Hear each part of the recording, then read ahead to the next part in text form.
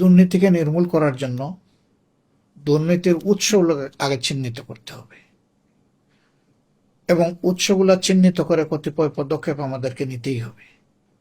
এর মধ্যে প্রথমেই অগ্রাধিকার পাবে স্বাধীন অ্যান্টি করাপশন মনিটরিং সেল গঠন। এই সেলকে পূর্ণ স্বাধীনতা দেওয়া হবে এবং সেলটি হবে সম্পূর্ণভাবে রাজনৈতিক প্রভাবমুক্ত।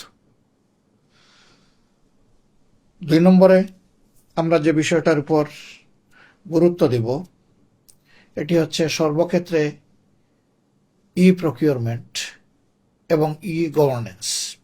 এই দুইটা যখন নিশ্চিত করা হবে তখন টেন্ডারকে কেন্দ্র করে যে সমস্ত অনিয়ম হয়ে থাকে, ম্যানিপুলেশন হয়ে থাকে, সেই রাস্তাটা তখন বন্ধ হয়ে যাবে।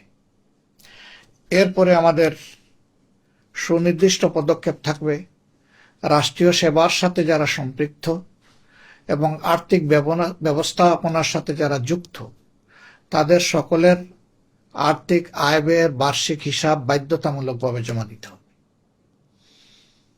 শুধু তারা নয়, তাদের যারা অধীনস্থ এবং পোষ্য তাদের ব্যাপারেও প্রয়োজনে অ্যান্টি করাপশন সেল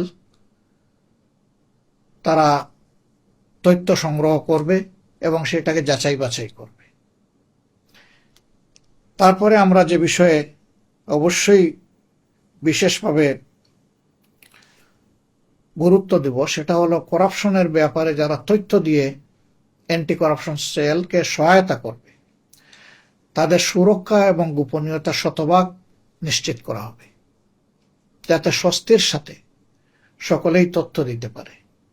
কিন্তু এটাও সতর্ক থাকা হবে কেউ অপতথ্য দিয়ে যাতে সেলকে বিভ্রান্ত না করে এবং কোনো নিরীহ মানুষের ক্ষতি সাধন না করে। এ বিষয়ে সর্বোচ্চ সতর্কতা অবলম্বন করা হবে।